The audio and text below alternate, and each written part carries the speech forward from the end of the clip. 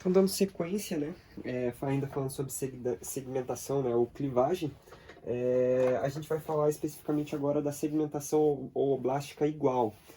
O que seria esse tipo de clivagem, né, de segmentação? A diferença dela é que ela produz blastômeros de mesmo tamanho, né, eles possuem o mesmo tamanho, o mesmo volume, ocorrendo em ovos com pouco vitelo, né? Os ovos com pouco vitelo a gente viu que são denominados como oligolécitos, né, que são os pequenos, que possuem uma distribuição igual, né, do vitelo, né, ele é distribuído de maneira uniforme. Nos mamíferos eutérios, que são os placentados, a segmentação ela produz a blástula, né, como sempre vai ser feito, né, depois da mórula vem a blástula, mas a gente chama ela de blastocisto nos mamíferos eutérios, porque ele possui no caso, esse tipo de blástula possui características específicas. A gente tem três para apontar, né, no caso. A gente tem uma representação do blastocisto, né, que seria a blástula.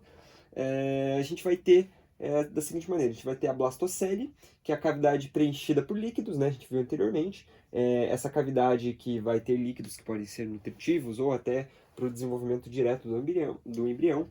A gente vai ter o trofoblasto, que seria essa camada mais externa, né, de revestimento, e isso dará origem à parte fetal da placenta, né, isso que gera a placenta, o trofoblasto.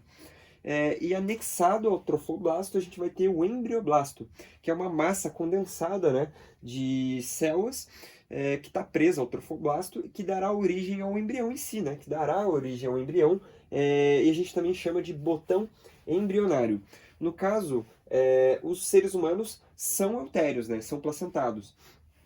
E como acontece isso nos seres humanos? Veja que aqui a gente tem uma representação, né, do que seria mais ou menos o que é o processo, todo esse processo de segmentação nos seres humanos, acontece da seguinte maneira. A fecundação, né, que seria a união do gameta masculino e do gameta feminino, ocorre propriamente na trompa uterina, né, diretamente aqui no tubo.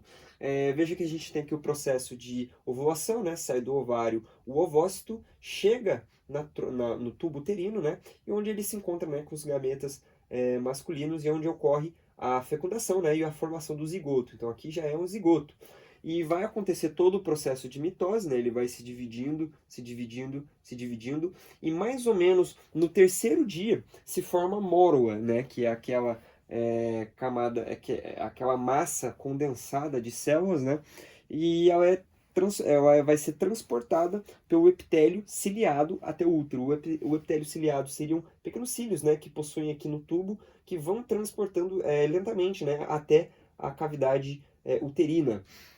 E o que vai acontecer? No quinto dia para o sexto, surge o blastocisto, né, que é a blástula, que chega ao útero, onde será implantado a parede. Né? Então, lentamente, ele vai ser implantado a parede, que a gente chama de endométrio, num processo que se chama nidação. Então, esse processo de você grudar, entre aspas, o blastocisto na parede uterina é chamado de nidação, né, que acontece entre o quinto e o sexto dia.